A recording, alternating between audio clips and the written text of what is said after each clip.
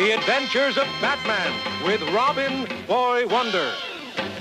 Batman and Robin, dynamic duo against crime and corruption, whose real identities as millionaire philanthropist Bruce Wayne and his young ward Dick Grayson are known only to Alfred, the faithful butler.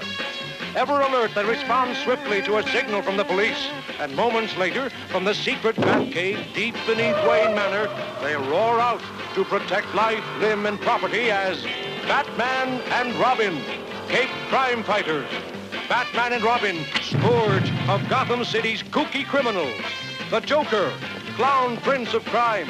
The Penguin, pudgy purveyor of perfidy. And the cool, cruel Mr. Freeze.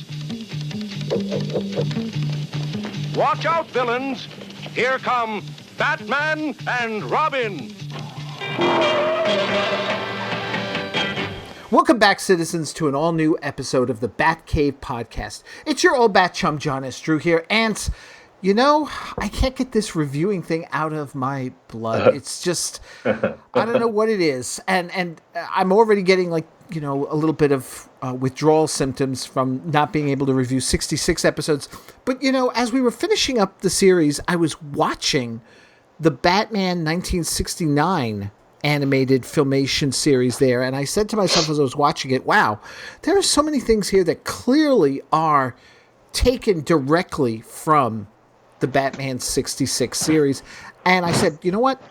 Let's talk about these. Let's keep this rolling here in terms of reviews. So for the next couple of months, you know, mixed in with other special episodes that we'll be doing here, we're going to be reviewing these episodes. But rather than trying to get people together to talk about maybe a cartoon they haven't seen in many, many years, I figured let me get someone here who knows these Filmation cartoons, who's a fan of them, and who appreciates what they offer as much as I've been appreciating them as I watch them. So I want to welcome, for this run of these review episodes, Mr. Dan Greenfield from 13thdimension.com. Hey, Dan.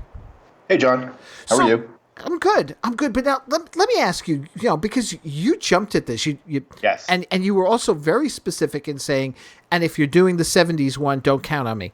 Correct. Now, yes. What is it about, obviously, Batmite is a problem, but that what is is the it problem. that distinguishes, it's a big problem, yeah. That's the problem. That's okay. Yeah. Yeah, I love these cartoons. I remember these so clearly from when I was a kid, not necessarily specific episodes, but just watching the show in growing up around in New Jersey, but in the New York area. They used to be on Channel 5, and I don't think I thought of them necessarily as an extension of Batman 66, but it was all part of the same zeitgeist. I mean, it's clearly, and as we go along, it's absolutely clear that the live action show had an impact on this. You know, they definitely took their cues from it, which makes sense. The show had been popular. There's a lot of shared, references and concepts. And as we know, the TV show overshadowed how popular culture thought of Batman for decades. So it only went to follow that the first cartoon that featured Batman was going to be very similar in tone. The 77 show, I actually went back and tried to watch some of it, but the Batmite stuff was far too distracting. And, I love fun. I know what fun is. That's not fun. And I couldn't watch it. And even though there are some improvements that they made, like, for example, Catwoman in the 77 show is better than the one in the 69-70 show.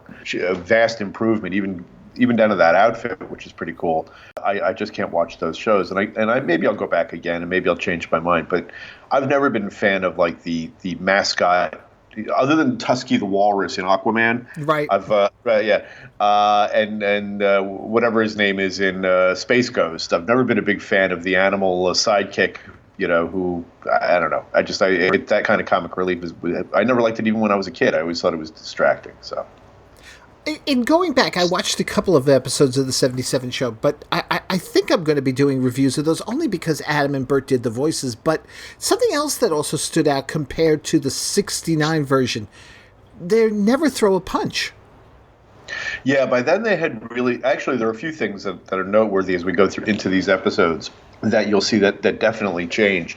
That was a big thing, and even in Lou Scheimer's book, producer of Filmation, one of the main producers, got into is how much pressure they were under to tone down the violence in their adventure shows.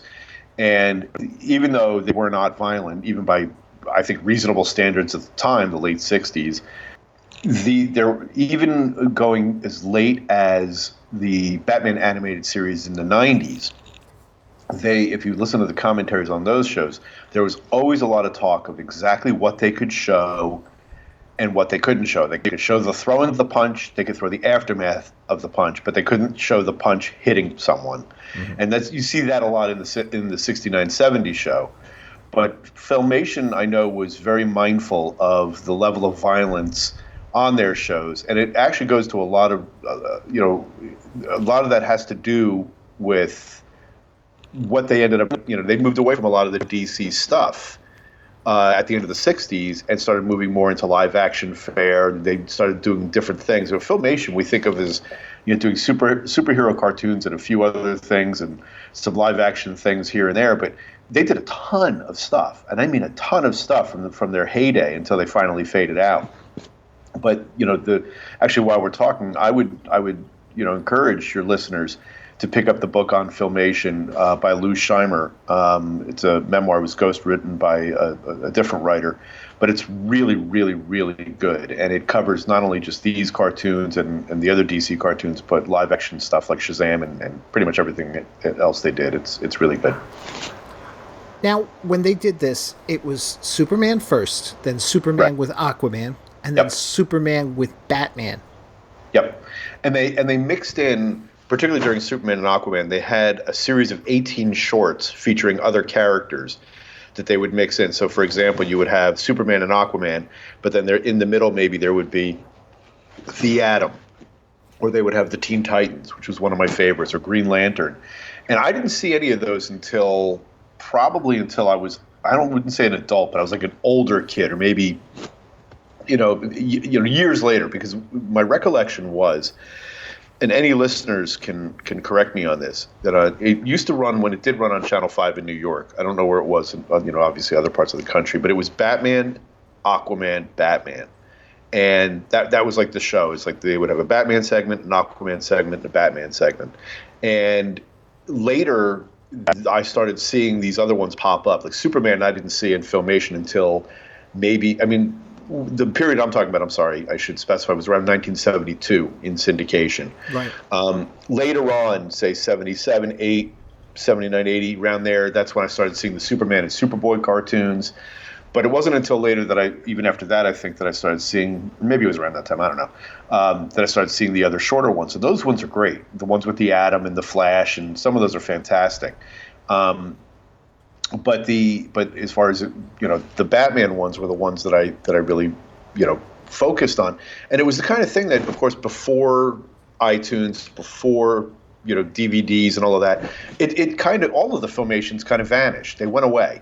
They weren't available, and it wasn't only until a few years ago that Warner's Archives decided to make them all available. And actually, at 13th Dimension, I wrote this. They never really released all of them the same way. Some were available for download. Some were available on disc. And right now, I actually don't even know what's available and what's not to people. I do know that Batman and Robin are at least available on disc. Even if it's not in print right now, you can get it fairly inexpensively, I think, and it may still be available on iTunes. Do you happen to know? I don't know about the digital versions. I do know that the discs are available for Batman, Superman, all 3 seasons. Right. Seasons 2 and 3 were combined into one disc set.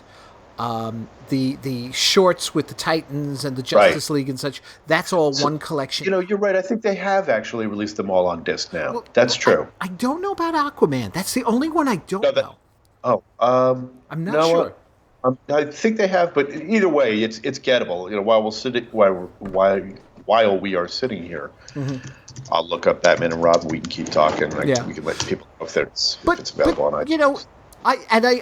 do remember that. You're right. The Superman ones didn't come until later, but they never did run the shorts for whatever reason, the other ones, the extra ones on the Channel 5 one. I don't think those got shown, or if they even did, when USA Network picked up the run for a while there. They were showing them with these weird new openings. Presenting the world's greatest superhero. Up and away! Faster than a speeding bullet. More powerful than a locomotive. Able to leap tall buildings in a single bound. This is a job for Superman. It's Superman, the Man of Steel. Batman and Robin. To the Batmobile. Protect Gotham City from crime and corruption. The dynamic duo and Batgirl. Battling Gotham's most fiendish criminals. Watch out, villains. Here comes Batman. And the Super Friends. Aquaman, King of the Seven Seas. Wonder Woman, the Amazing Amazon. And the Justice League of America fight for peace and justice for all mankind. These are the Superman-Batman adventures. No, they did. Yeah, they had the weird new openings. They did show them. And I think around the time, because you and I are about the same age, so I think in the late 70s, early 80s when they were on, because I had definitely seen them. I'd seen The Flash with Blue Bolt, and I'd seen Green Lantern with Evil Star. I was very much aware of them because years later when Saturday Night Live did the satire of the ambiguously gay duo, they were based on these cartoons. Right. And specifically, there's a Green Lantern cartoon that basically rips off a bunch of the images from one of the Green Lantern cartoons, and I'd seen it. So, but nevertheless, the point being is that for a long time, it was one of those things. I was like, did I actually see that, or did I imagine that? Because they were just gone. They were gone for years. But in any event, I loved these cartoons. I loved the Batman cartoons. They were exciting in some respects. I felt that they were a little bit more serious than the TV show. Yeah. It is available on iTunes, by the way. I am looking right now. You can buy the whole season, and here they are right on my screen. So yes, listeners, you can get them on iTunes. Cool. But yeah, I thought that they were terrific. I thought that they were entertaining. Even watching them now, not all of them are as good as I remember them being, for sure, but they're still really entertaining.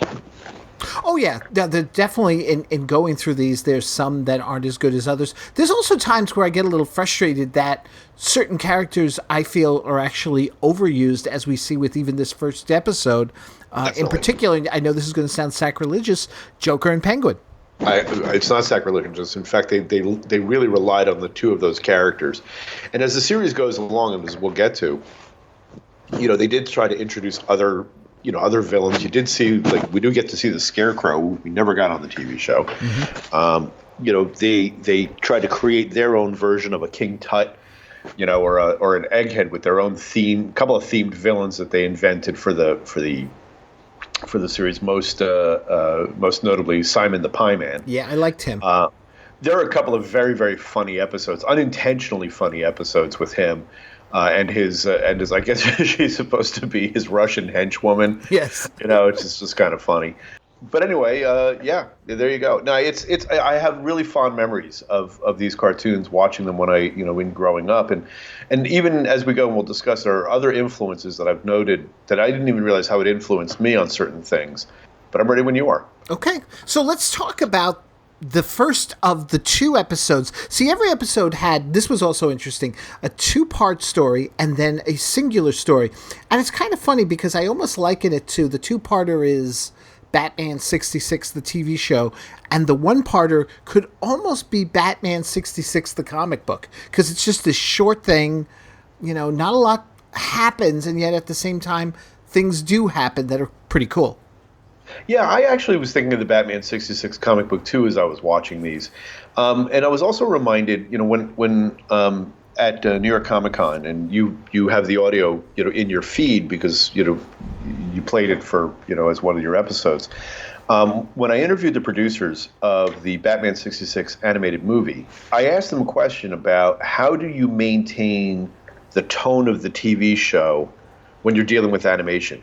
In other words, one of the things that made the TV show what it was the fact that it was people in real life doing what they were doing. It wasn't on a comic book page. It wasn't animation. The comedy came just by the fact that it was real people doing it. And how does that translate when you're going back to, animation or a comic book? Can that tone be translated? And in the Batman 66 comic book, I think that the tone translated pretty well for the most part. Most of the writers got it. Some of them not as well, or some of them were a little bit more uneven. I think, obviously, as we've discussed on the animated movie, they nailed it. And in here, it's kind of a hybrid because I think it's intentional. They definitely went down the road of a lot of the same hokiness. But it wasn't. These are not campy per se because they are written for kids. Mm-hmm. There's no second level to the joke for adults. There's no expectation that adults are watching. So while a lot of those elements are there from the show, they're not there. Other elements are not. And when you say like watching this and thinking of it like the comic book, it's sort of the same thing in the sense that it's like, you know what, that doesn't translate as well or certainly for adult eyes. Remember, these were done for kids. We're watching these again, and I'm going to be, actually, by the time your listeners hear this, I'll be 50. So you're definitely watching them with adult eyes. But as a kid, I'm not sure that kids were picking up on the differences because all of the things that we loved about the show as kids are still present in these cartoons. A series of bizarre happenings occur in the world of sport at a track meet.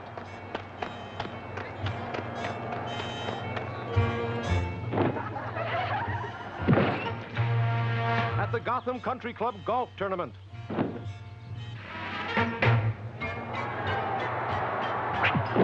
In the stands, millionaire Bruce Wayne and his ward Dick Grayson look at one another, deeply concerned.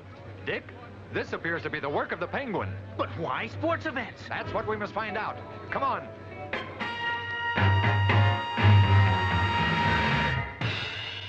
Yeah, all right. So let's talk about the first part, the two-parter here. It was called My Crime is Your Crime, written by Dennis Marks. Now, this very first episode aired September 13th, 1969.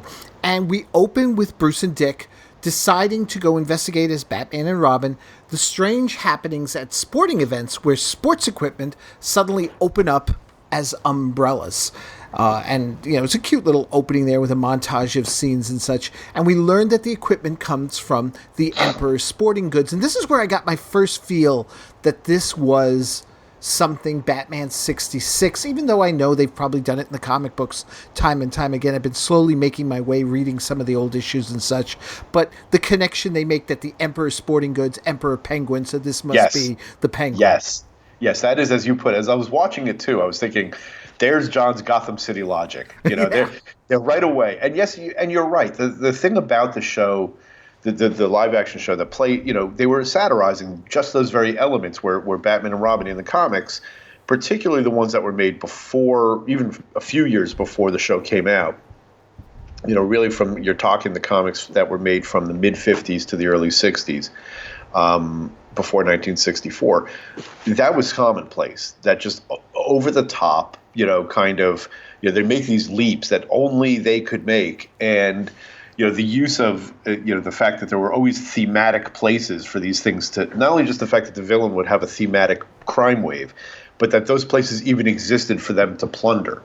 So, and Emperor Sporting Goods, Emperor Penguin, of course that exists. It has to exist because in that world that would exist. Of course, it's in the real world, that's not a bad name for a sporting goods company.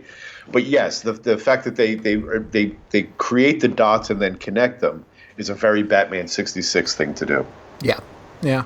And it's in this scene in the Batcave as they're working this all out that we get the first of what are going to be many reverse R's or R in the wrong place. In this case, it's on the, I guess you'd say the right-hand side?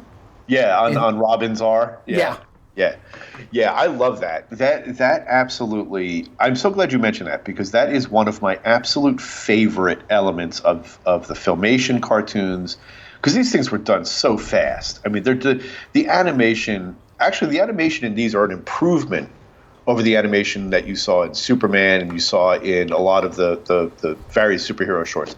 Aquaman a little different. The Aquaman and it's interesting going back to the Scheimer book. He talks about how much care they took with Aquaman. Aquaman is really a very nice looking cartoon. Those backgrounds are gorgeous. The different fish are gorgeous.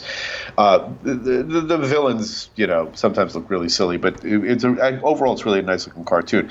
This actually has a lot of, pardon the phrase, dynamism in it.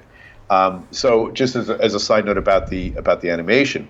But still, it's very cheap animation. It's not what you see today or what we've grown accustomed to seeing now. This was during that, if you will, the golden age of schlock animation. So they made mistakes, off-model mistakes, all the time. There's another one, not to spoil anything, as I noticed when watching some of these episodes where Batman's walking around, for some reason he has no glove on, or Robin has no glove. I mean, how do you not even draw the glove? I mean, it's one thing if you get the color wrong, but there's just no glove. It's just his arm is bare. And that was also one of the things that I actually carried over when they went on to Scooby-Doo. I know that you're going to do that later. In Scooby-Doo, the same thing would happen. And as a kid, that drove me crazy. I was like, no, that's messed up. Now it makes me cackle. And I was so glad that in the Batman 66 animated movie that they did that a few times, just to screw with the audience, just as a wink to say, yeah, we remember that stuff too. And also, there's an episode of the Brave and the Bold cartoon where they satirize their appearance on Scooby-Doo, and the same thing, like the logos will flip, or something will be missing on their outfit. It's those little details that also make these things so endearing. Yeah. Now, I got to ask, though, because this isn't Gotham City Logic. This must be, definitely Saturday morning cartoon type thing. We learned that the Penguin has a regular hideout. We'll see it throughout this series. It's a giant nest on top of a hill or a plateau or something. And I'm like, why didn't Batman and Robin just always go there first whenever they suspected the Penguin? Yeah, I know. Exactly. That's like everybody knows where the Penguin lives. Well, hey, why don't we go over where the Penguin lives? Also, the fact that these guys are constantly I mean, it's the same thing with the TV show, too, but they're constantly, especially since they're used more often, they go to jail for maybe a hot minute, and then they're back out again. Right. And they never show, I mean, occasionally I guess they show them breaking out. They're actually, in one episode, that's actually part of the plot. But it's, for the most part, it's like, oh, the Penguin's back. Well, okay, he's here. Let's go get him, but not go back to his lair. Yeah. And I did also notice, I don't know, because you said they did a lot of cartoons at the time, Filmation. They also did a lot of live action and such. The Bat computers in the Batcave, all the background computers and stuff, all look suspiciously like the computers from Fantastic Voyage. You have me there because I know this is really a damage to my mid-century geek credibility, as it were. I've never seen it. Really? I've always wanted to. I've seen parts of it. I've always wanted to see it. I haven't seen it. So it's entirely possible that that's the case. I just couldn't comment on it. I can comment on the fact that I think it's funny that when they use the Bat computer, they're still using the whole punch cards that they used in the 66 series. Yes. Yeah. Yeah, no, Fantastic Voyage, my God. I mean, one of the best theme songs ever for a cartoon, and just a great show. It was a shame it only lasted one season. Wow. Yeah, no, there's a lot, there are a lot of things that people have mentioned now that would play in other parts of the country that I never saw growing up. I mean, you'd think in New York we would have seen everything. Right. Not to sound snobbish, but it is the media capital, so you'd think that everything would show up. And maybe some of it did. But in those few years when I was, addicted to cartoons on television, certain things were on and certain things were not. Or if they were on, maybe they were on at a different time. Like some kids I knew who watched cartoons before school. I never watched cartoons before school, so maybe it was on then. So there you go. Maybe I always watched cartoons after school, but not before school. So I'm sure that there was stuff that I missed there. And then also, if I'm watching Gilligan's Island, maybe on another channel, I was unaware that something else was going on. And also, it just could be the fact that, because even shows like this with Batman and Batman 66, they weren't running constantly. There were periods when they weren't on TV at all. And of course, you'd go a little crazy because I want to watch that, but you couldn't because you didn't have the option to just turn it on yourself.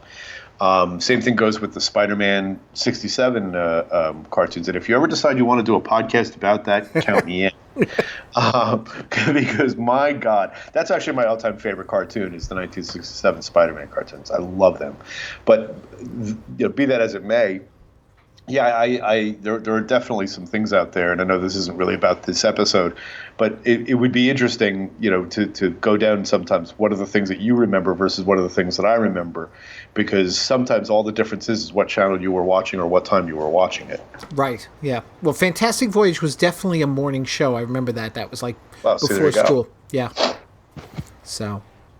All right, so they get a tip that Penguin's going to steal this jeweled belt, so they head off to the sporting goods company in order to stop him before it happens.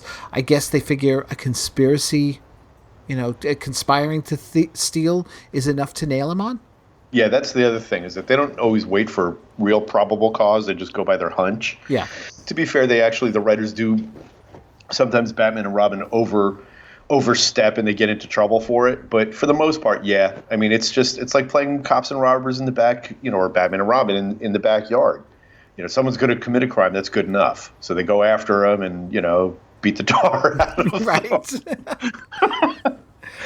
and yeah, sure enough, a bat fight, and I'm calling it a bat fight, even though it's not really a bat fight because it doesn't have the music. I mean, in many respects, it's more like the comic books because they even get quips and jokes in while they're doing it. Now, my sporting birds, stand ready for the big game. Sure, sounds okay to me. Sorry, Penguin, the game's been called. Ow! Fly at them, bird brains!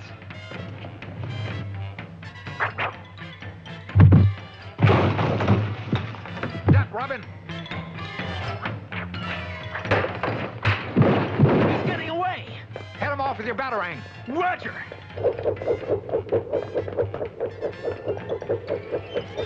No, go away. Come along, Penguin. You can complain to the police commissioner. Yeah, exactly. They get to, yeah, exactly. And that's also where some of the humor that's similar to Batman 66. There's a lot of puns. There's a lot of, you fiend, kind of things going on. But I love the way that they would stage the fights. I mean, even if they didn't show, and it's, I don't care if they show fist to face. I mean, I'm not a sadist, but they do a really good job of stylizing it specifically for this show. There are a few things that they do really well. One is when they show the throwing of the batarang, particularly where Robin throws it to the screen. Yep, I've got that. The way he stands, and then the way he, and then they cut to the thing flying and knocking the guy in the back of the head, and then with Batman and Robin both, when they punch the screen and that snapping sound, that every time. And then you see a flash, and the guy goes flying, and that I think is really effective and really, really cool. It's one of the hallmarks of these fight scenes, and it's something that I thought was really inventive. I absolutely agree that the boomerang, to me, that is like. You know how you said you don't remember specific episodes until you just watched them recently? The boomerang throw was something that always stuck with me. Yep. Whenever I'd even think about the show years later, I'd be like, oh yeah, the way Robin would always check his boomerang. Right, and the interstitials too, where the scene changed, the segue where maybe Batman's face would go across the screen and it would go dun dun. Yep. And sometimes it would be that bat that flies toward the screen. Sometimes it was just Batman's head floating across the screen. Those were also really well done, very effective. Yep. And it's during this fight we get our second reverse R. Yeah, there you go. I love it. Yeah. But in the end, Penguin is caught. Right. But the crime they suspected he would commit happens while they're transporting him to Gordon. So he's done nothing wrong. So he's now planning on suing them. Right. Yeah. Which is right out of the Batman pilot. I mean, I know again that these are not things that are necessarily. It's not like they're the only ones who. I'm sure that there are Batman comics that did the same thing, where Batman is in trouble because of false arrest and. They make a thing out of it. But I couldn't help it, especially since I was looking for the 66 connections. And I have no idea whether the writers, were paying attention to the show specifically or whether they just thought to do it. But to me, it was right out of High Diddle Riddle, where they come in, they swoop in mistakenly, arrest the Riddler, or try to, and the next thing you know, Batman's going to lose everything because of false arrest. Right. Well, Penguin's also in the series threatened to sue. There was that's true. The 3 parts with Marcia Queen of Diamonds when they falsely arrest him while he's making the movie. Right. Yeah. That's true too. Yes. Yeah. So that's the whole hook for getting them in. But but there's just certain beats here, and including the next one that's coming up, that just feels right out of the show, because the next morning, the two then spot a classified ad in the paper with an old joke about it raining, what was it, dogs and poodles or cats and poodles, something like that? It was stepping into a poodle. There you go. Yeah. And the joke in a little montage is repeated in a variety of ways throughout the day to Batman. Yeah. Hey, Batman, in case you missed it. Hey, Batman. Hey, over here. Right here, Batman. Here's a joke. Yeah. Poodle. Poodles are performing dogs, right? Right, performing dogs. The Joker's planning a circus caper. Negative, Robin. No circus in town. Look, what performer's name is like a type of dog? Barry Beagle, a cornball comic. Yes, and hasn't he got a Peruvian pearl collection worth a fortune? Check. He must be the Joker's pigeon. Let's grab the Joker before he makes off with the pearls. And they head, again, without much probable cause, head out to Joker's last known hideout, which we'll also see, just like Penguin's, it's a house made of cards. Yes. Yeah. And I love it. I love it. I absolutely love it. His lair, and again, I think, it's, last known address, that house over, down that dark road that looks like a gigantic house of playing cards. Why don't we go there first? Why do we even wait for them to show up for the crime? Why don't we go over to Joker's house? Hey, maybe we ought to go to Joker's house. You think? Yeah, let's go to Joker's house. Let's see what's going on over there. Maybe he's home. Yeah, exactly. And another bat fight breaks out. Get here, my merry men. Crime is no laughing matter, Joker.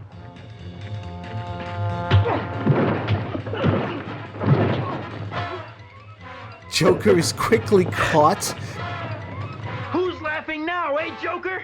You'll regret this, dynamic duo. Let's go, Joker. Maybe you can make Commissioner Gordon laugh. And again, the pearls were taken while they were transporting Joker. And since he did nothing wrong, they have to let him go. Yeah, I have to say that they really came in with a bang on this, because this actually is a setup that really is right out of 1966. And if you watch it, you could just imagine how frustrated Adam West and Burt Ward would be. Right. Just like they would be just like eating their hearts out. Just what is going on? They would be completely flummoxed.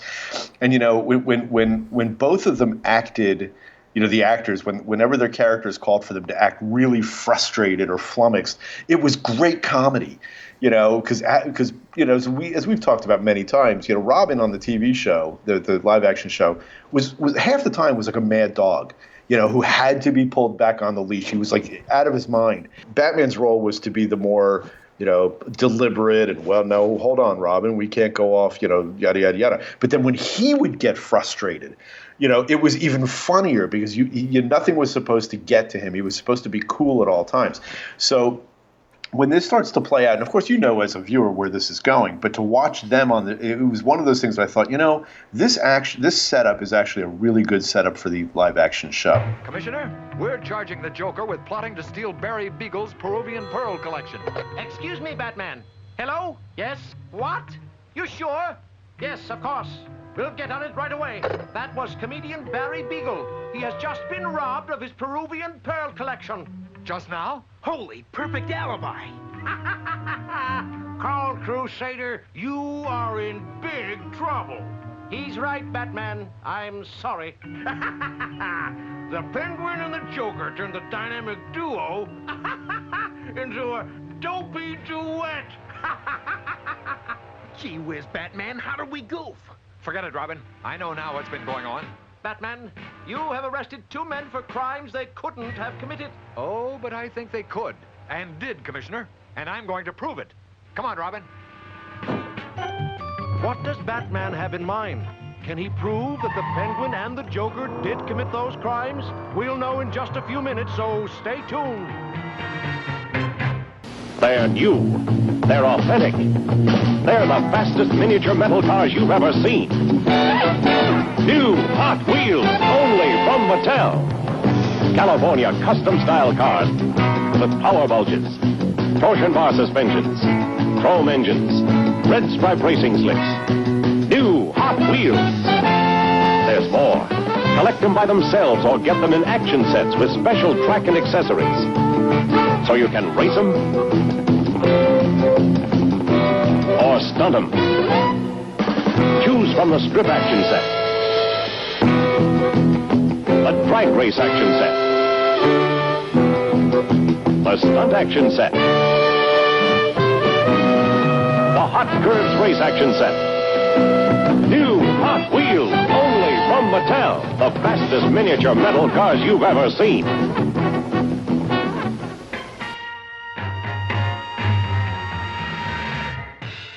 Now, in the Batcave beneath stately Wayne Manor, Batman reveals to Robin how they were tricked by their arch enemies.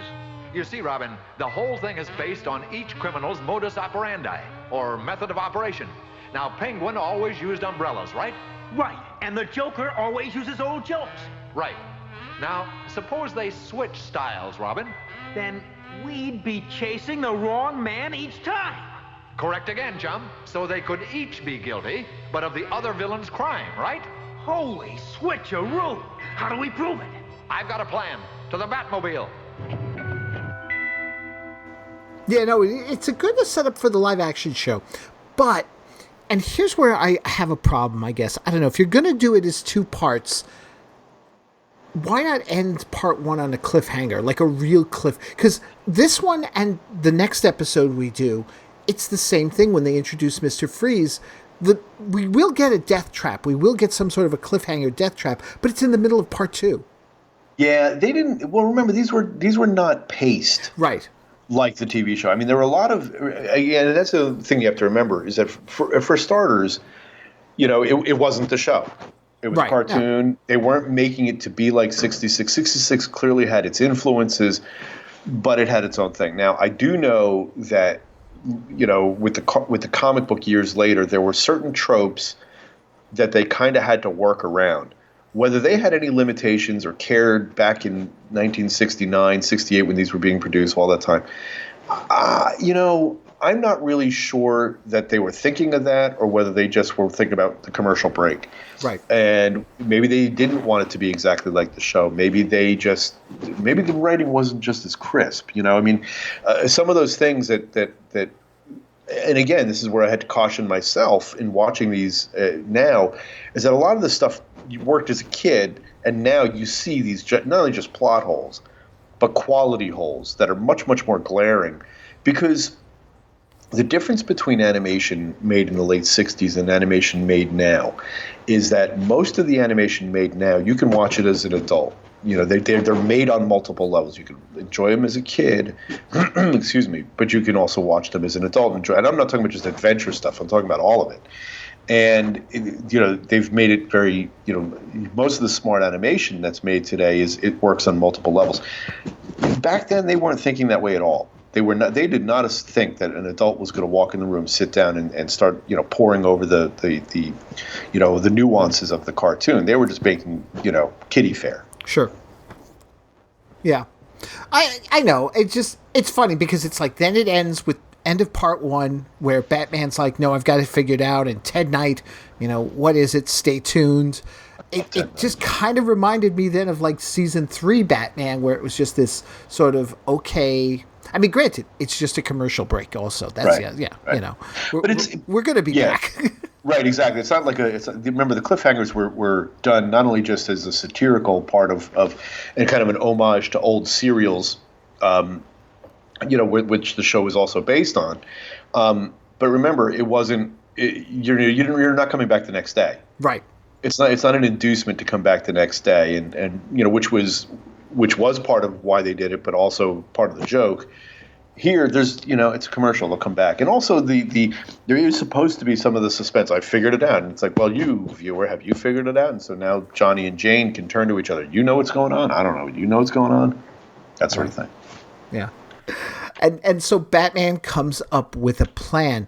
At Joker's hideout, the two are watching television to see if there's any news of Batman, and they see a report about the belt that was stolen for Penguin is fake. So they start arguing, and we get the whole...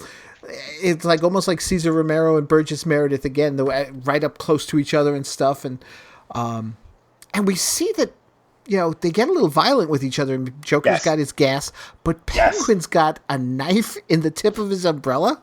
I love it. I also love the whole one-upmanship of that scene, which is, again, it's meant to be. It is meant to be funny, even for kids. I think the idea that they each anticipated each other's move in. Well, I removed this, and I put this in here, and that. Yes, it's actually a pretty funny scene, and classic Gotham City logic. Yeah.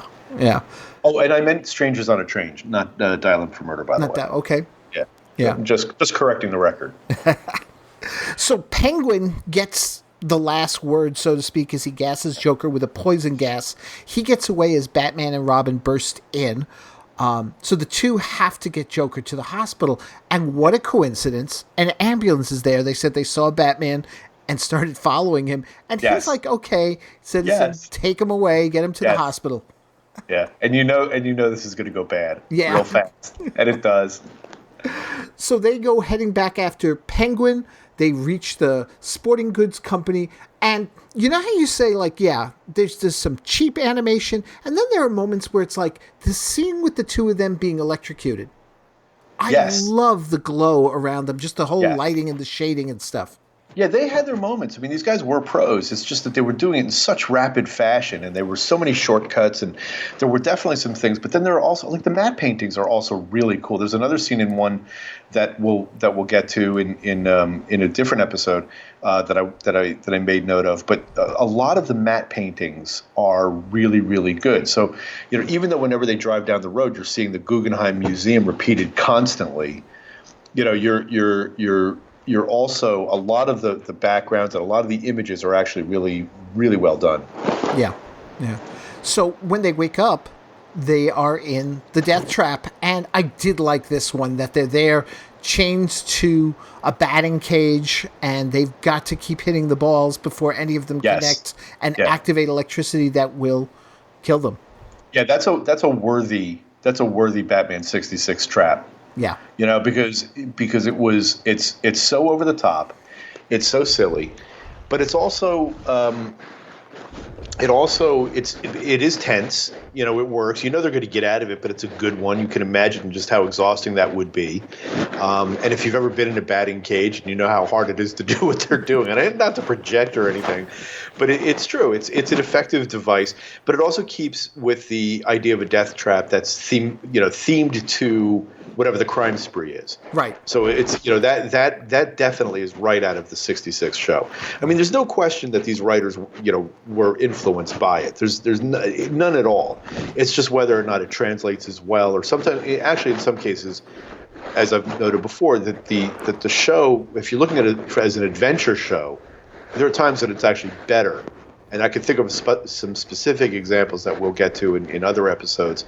But there are elements of this show that are actually better in terms of for sheer entertainment value than 66, particularly some of the slower episodes on 66. But yeah, this is like right out of a 19. This is like a second season trap. Yeah, no, I agree. The thing I like about it also, some really good dialogue. Sooner or later, one of you will miss. And in this game, one strike and you're out. Farewell. Don't try for power. Just meet the ball. Can't keep up much longer. Holy fastball. Robin, drive one into machine. Now. Good hit. Now let's get out of these shackles and go after Penguin. Yes, I know that's so funny, but I mean, I was struck by that too. I was like, wow, so whoever the writer is, he definitely knows baseball. And at one point, one of the swings Batman takes, he's not wearing his crest. Yeah, well, is it the one where it's just the yellow bat, or was it just nothing there at all? There was just nothing there at all. Okay, so there's one where the bat on his chest. And I wish it happened so quickly, where it wasn't even a circle. It was just a bat, but the bat was yellow. And I thought, that actually looks kind of cool. Yeah, no, I don't. I haven't seen that one yet, but yeah. So they get out, they capture Penguin, they head to Gordon's office, and they get a call from Joker, and he tells Batman that the ambulance was his men, and they rescued him. So, and he tells him that the pearls Penguin got for him were fake. Yeah. Yeah. Yeah, I mean, they just again the way they taunt each other, the way they screw with each other is also very 1966. Yeah, definitely. Now here's a bit where again, and I like these little bits. It's just quick. It's a throwaway line, and it's fine for, especially considering the brevity of the cartoon and everything. They work out where Joker's hiding out based on the clay on the tires of the ambulance that Robin noticed as well. I knew you were going to mention that. I'm like, John's going to mention this because this is your jam. Yeah. This is like the Joker's utility belt episode where he notices the coloring of the cork. Yeah.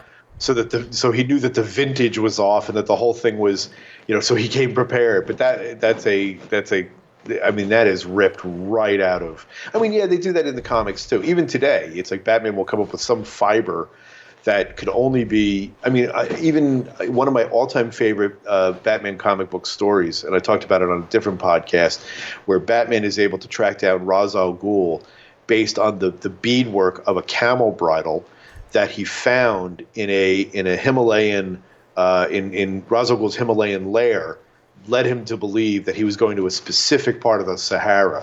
That kind of fakakta logic is, it frankly is what makes comic books work, and it's also what makes people want to make fun of comic books like the 66 show, or fun with it at the very least. Right. So they head to the construction site where they catch Joker as he tries to get away on a bulldozer by using a bat bomb. Yes. Yeah. Yeah. There you go. And the ending is real. It's cute. I mean, the two of them are locked up in the same cell. They don't realize it at first till the dividing wall is lifted away. It's all the Penguin's fault. I never want to see that bird-brained buzzard again. That double-crossing, pitiful road company Pagliacci. He did this to me. Unfunny, witless, slapstick, bungling. This has got to be the funniest comedy act I've ever seen. The idea that they would screw at them to that degree, that they're complaining about each other in separate rooms, and then it's revealed that they lift the wall. It's a fake wall. I mean, why would they even have that built? I mean, where did that even come from? And then, the joke's on you, you two, you wacky guys. You're now going to have to, I don't know. And of course, Batman, Robin, and Commissioner are basically taunting them which is another favorite thing that they used to do in these cartoons. They throw the villain in jail and then taunt them from behind bars, which is great. Yeah. I don't know if Warden Crichton would approve though. No, it's not part of his progressive penal, policies. Yeah. Now I will say, okay, this was a strong episode. This was a good one. It was a good way to start with two main characters you recognize, two main villains. It's really good. It's off to a strong start. It is, and it also is a reminder again the difference. First off, the fact that they only have practically like 5 voice actors, and they're all doing all the different voices, and you can hear it too, which is again part of the charm. You don't have to worry about actors. Their availability. You don't have to worry about whether Burgess Meredith is off doing a guest star, starring stint on some other thing, or maybe he's in a movie over here. You can run whatever characters you want to put in. You can put in. Now, of course, they're going to use the Penguin and the Joker and the Riddler and Catwoman and Mr. Freeze. The most popular characters from the TV series. They're going to use these guys. They're not. That's again another influence on the show has on these versus what the comic books had on these. Yeah. Because of the use of the characters and the fact that there were a lot more to choose from in the comics, they definitely went back to the go-to villains on the TV show. So right off the bat, you get a Penguin Joker team up, and how special was that when it was during live action. Of course, it was a huge deal. You had a 3-parter with the two of them teaming up. You had the movie. There were other things. Usually, if one of the, I think every time, if a villain teamed up with another villain on the show, other than the Joker, Penguin, it was always with a secondary made for TV villain. Penguin, Marcia, Queen of Diamonds, Riddler and the Siren briefly. That sort of thing would happen, on the show more often simply because of the actors, availability. So here you get that treat of, oh, all right, you see a team up just because they can. Yeah. And I love that. Yeah, I do too. And it's off to a good start. It's then, and here's the thing. I like this second story. I just wish it wasn't the second story here, because we just had Penguin, and he's back again. Yeah, that's the thing, is that I in watching it, these episodes are not actually paired up. Like I have it on iTunes, I have it on download, I have it on disc somewhere too, but I don't know how they're paired up on the disc. They're mixed up. Yeah, on the iTunes, these two were not paired together. There's a different pairing. So, as often is the case back in the day, you'd see something and maybe it was the production order versus the airing order. So when we were talking about doing this and you're looking at the air date list that from various sources on the internet, I was kind of surprised that they had a Joker Penguin episode and then a Penguin episode. I was like, well, that's kind of odd, but maybe they just figured let's just go all in with the villains that everybody knows, or they, again, a lot of times we think they're thinking about things and they're making these things like a factory and they just throw stuff up. I mean, it's not uncommon. Even today, when shows that are actually serials, cartoons like Star Wars, Clone Wars, I think had this happen, where it's actually a story that they're telling, and they'd run episodes out of order because some schmo over at the network wasn't paying attention to the air date order, or for who knows what reason that they did it in a certain way. So yeah, it is kind of awkward, and the second Penguin episode is okay, but you're right. It's like, I just saw the Penguin. I'd rather see somebody else. Yeah. It's funny you're reminding me now, because I've been also rewatching the Marvel superheroes ones from '66 with Iron Man, Hulk, Captain America, and them, and I've been, it's funny because same thing. The fourth episode, after 3 episodes of Cap in World War II, fourth episode, Cap's in New York now with Rick Jones. The fifth episode is actually the Avengers story where they find Cap. It's not flashback. Cap, yeah. It's just they did it out of order. Yeah, they just didn't care. Yeah. That's the thing, is that they did not care. They were not paying attention. And this is the problem with a lot of animation from that period, is that a lot of these shows were written down to children, and they figured kids aren't going to care. Well, kids did care. I would remember this sort of thing, and it would drive me crazy. And it was, I think that it wasn't really, through the 80s there were definite improvements, but it really wasn't until the Batman the Animated Series was what totally changed everything. Particularly in terms of adventure cartoons, it completely remade everything, and so that really is the dividing line. And so when you see what was done before that and what was done after that, it's night and day. And part of it is the carelessness. And I know that there are definitely issues with that show in terms of air dates, and they ran things out of order in terms of the production order too. But they weren't serials. That's not true. There were elements that definitely developed as the show went on, so that there was some continuity. But it wasn't a serial. With these, it's I think they just was, all right.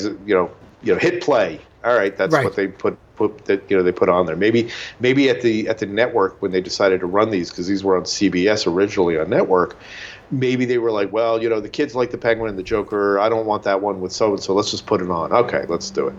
Right. Returning from a charity ball, Batman and Robin in true identities drive through Gotham Park, when suddenly, watch out, Bruce!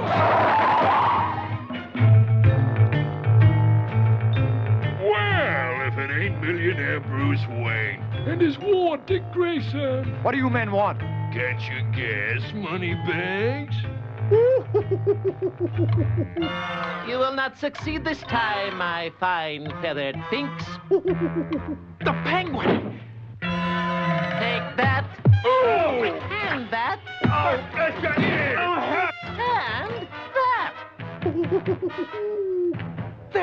lynched, thanks to the Penguin. But I don't get it. Since when did you start catching crooks? Mr. Wayne, I am a reformed man, making amends for past misdeeds. And what better way to do it than by aiding the doves of law against the hawks of crime? That oily bird must be up to something. Yes, but what? To the nearest jail, if you please, Mr. Wayne. In any event, the second episode in this, it's the short one, it's the one part, it's called A Bird Out of Hand. It was written by George Cashton. He was another regular writer, along with Dennis Marks, on this and also The Adventures of Superman and Aquaman as well. Yeah, he was a DC editor. I mean, they did. Yeah, you would see some of the names from the DC writing crew. Like Bob Haney wrote a lot of these too. I'm not sure how many he wrote on Batman specifically, but he wrote a lot of the earlier episodes, and he's a DC mainstay, legend. So there, unlike now where rarely the twain shall meet. Right. They were much more involved back then. Yeah. For whatever reason, and this is the same thing in the comic books that they've kind of really written into the character, is him always. There's a theme with him, like pretending that he's a good guy, and that's part of his scheme. Yeah. And they play again with it here, and it's actually almost like a cliche. It's like and of course when you're watching these, even as a kid, you know that that's not true. You know that he's still a bad guy. So I kind of wonder why they kept going back to that well. But it is a little tiresome, and that was one of the things in watching this, is that there's some fun parts of this segment, but. Again, with the Penguin, can we get on with it already? Was sort of my attitude. Right.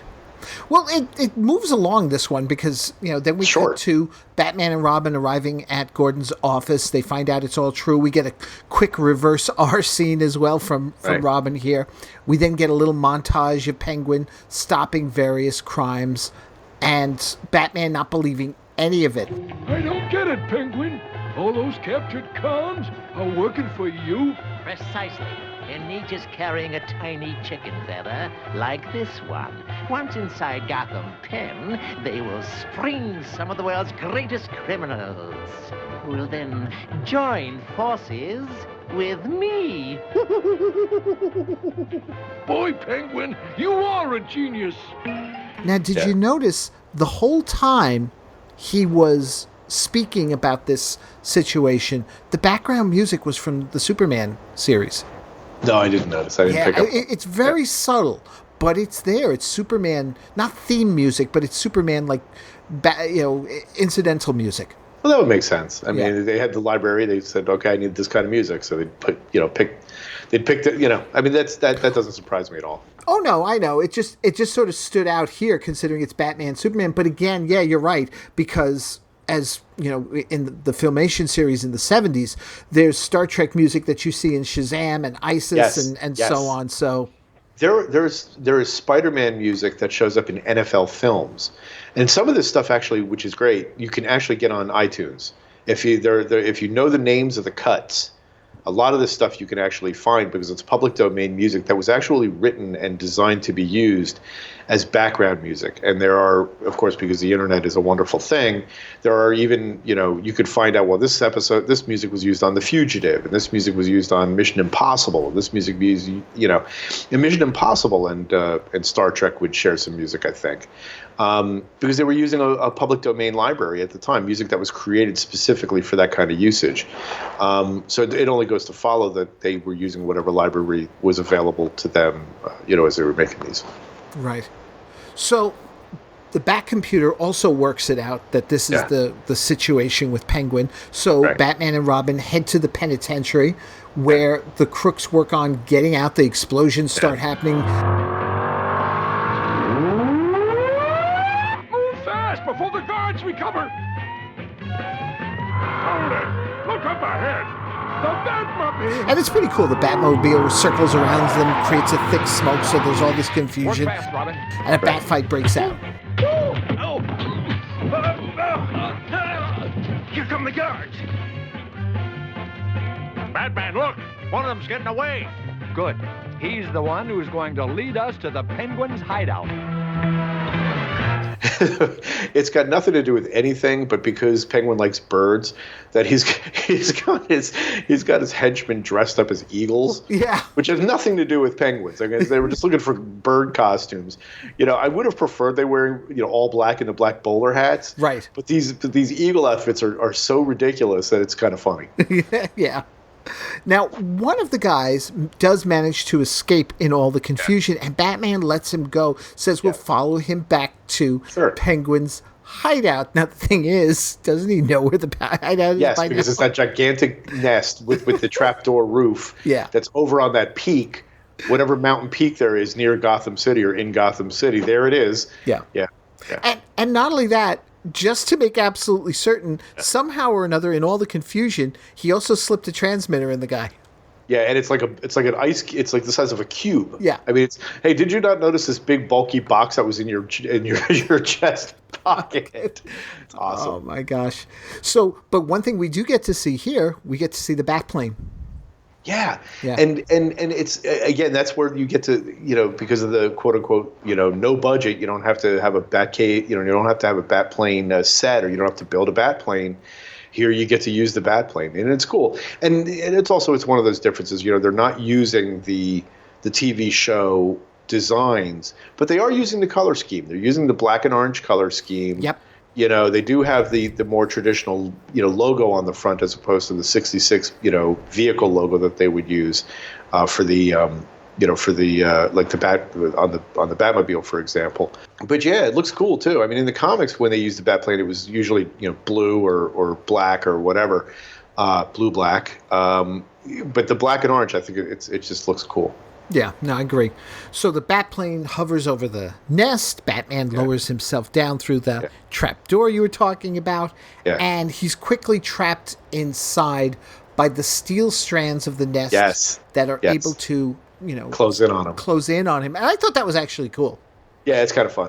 Yeah. And what I like about what comes up next is we get one of those really cool looking matte paintings when Batman tells Robin, come put the Batplane's afterburners on this thing. Yeah. Let's melt this thing so I can get out. Of course, that would kill him, but it looks really cool when Robin does that, because the effect that they use is really cool. Yeah, no, I agree. That whole, and just the angle of the plane against it looks the really nest, good. It's really good. There's one odd thing though, is that Penguin gives Batman a chance to escape by saying, "If you just leave me alone, I'll let you go." Yeah, right. Well, that's yeah, exactly. Yeah, sure. But, that's not going to happen. Batman gets out. They get in the plane. They chase after Penguin, who is in his flying umbrella with his men. And the aerodynamic flying umbrella. If only they'd used the ones that they used in the movie, which actually looked awesome. Where where they ride the umbrellas that look like little little tiny little jet planes. Right. Here it's open and they're sitting in it like it's a bowl, and how it's moving around, I have no idea, but. Yeah. But, overall, not a bad little story. My only problem with it is just the placement of it. Yeah. Yeah, it's okay. It's all right. It's fun. Yeah. Like most of these are, it's fun. Yeah, exactly. Now, before we wrap this up, I just wanted to take a moment, because you did bring this up, and I want to sort of focus on them a moment, the voice actors for the show.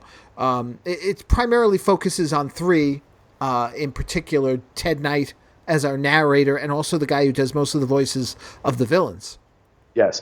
Well, you have Olan Sewell, who did Batman. You have Casey Kasem, who did Robin. Mm-hmm. And Ted Knight. I think Larry Storch is the one, who does the Joker. Isn't that right? I think so. I don't know. That I'm not sure of. Yeah. Yeah. And Ted Knight does. And it was always great whenever you'd hear Ted Knight either playing the police dispatcher or playing, even better, a newscaster. Because then now I'm hearing Ted Baxter. Now because he doesn't really disguise his voice, he's kind of more straightforward. So now I'm hearing Ted Baxter tell Batman and Robin what's going on, which is awesome. But he's great, and he's doing Alfred, trying to do an English accent, which he really can't do. But then again, it is really part of the charm of these things, because you hear those voices and they're indelibly Filmation. It's one of the things that really makes it stand out. I mean, I know they did voice work elsewhere, but hearing Ted Knight's voice is great. Yeah. And just one thing to correct, the name's Olan Soule. Is it Soule? Yeah. I wondered about that. Okay. I did for the longest time too, but recently I heard an episode of Dragnet, the radio drama from the 1950s, and Soule was a regular on both the radio show and then the 60s TV show, semi-regular. He was one of the CSI guys. Oh, that's fantastic. Yeah. Oh, thank you for correcting me, because I wasn't quite sure, but I'm glad to know that. That's great. Thank you. Yeah, no, and I'm it sounds weird. I'm a bit of an Olan Soule fan. That's okay. I'm a big Jackson Beck fan, and his voice work shows up on these cartoons too. Well, see, what's amazing about this is that for the longest time I didn't realize who Olan Soule was. I knew he was the voice, and I called him Olan Soule too when I saw the credits and stuff. Yeah. And what happened was that I'm watching the $6 Million Man pilot movie, and at one point there's this mousy little guy who turns around to Rudy Wells. How's it going? You know, Doctor, what this is impossible. I mean, a man loses an eye. Who can make him a new eye to see out of?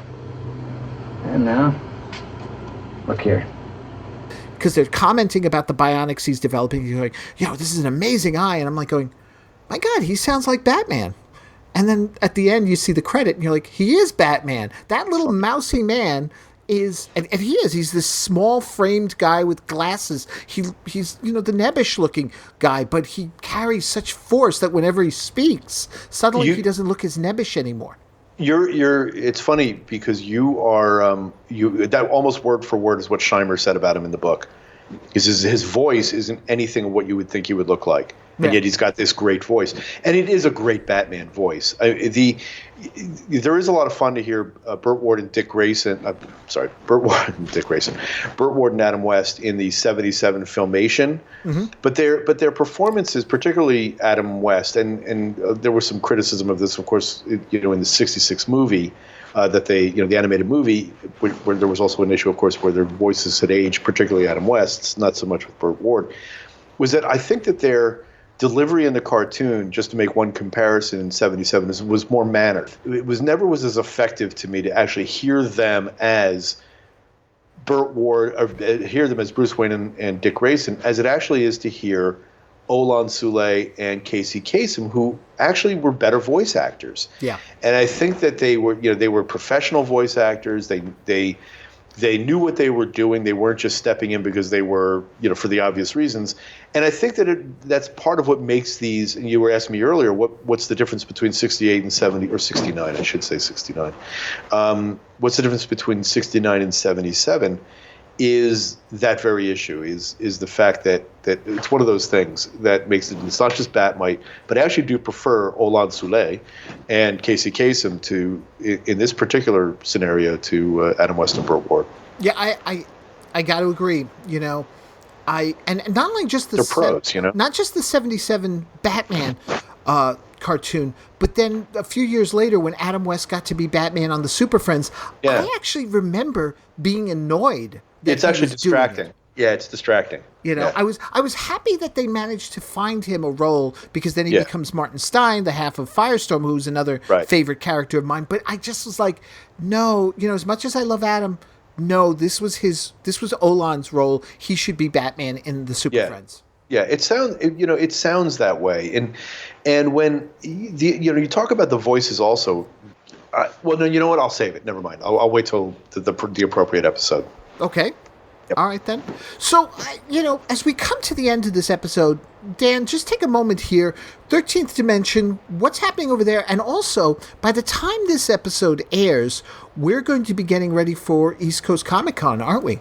Yes, that's true. My old pal Cliff Galbraith has another show coming up. It'll be at the end of April, the last weekend in April, in northern New Jersey, just across from New York City. He has a great lineup this year. He has a great lineup. Yeah. This is the best lineup yet, easily. He and I have been talking about that. But for the purposes of your listeners, the kind of things that they'd be interested in, besides comic book guests, is that there's going to be a Lost in Space reunion there. Scheduled guests, Billy Mummy and Mark Goddard is they're going to be there, and I think a couple of the other cast members are going to have the Chariot. Yep. Will be there too. I'm hoping for the robot, but I don't think that's going to happen. Although the show also always has a Batmobile and other Bat vehicles, usually a Monkey-mobile. So if you're into that sort of thing and you're in the New York area, I highly recommend the show. Going to the show. It's a great show, and it's East Coast Comic-Con, and you can get tickets now. Over 13th Dimension, by the time this airs, I have no idea what we're going to have on the website that day. But we always have a lot of Batman stuff. I mean, I've never sat down to figure it out, but I would probably say of all the stories that I write, I would say at least half are Batman stories, all things considered. I'm always writing about 66. I'm always writing about different versions of Batman. So if you've never checked out the site, please do, because we've got some stuff. And, we do a lot of, current stuff, but also a friend of mine, dubbed us retro cool.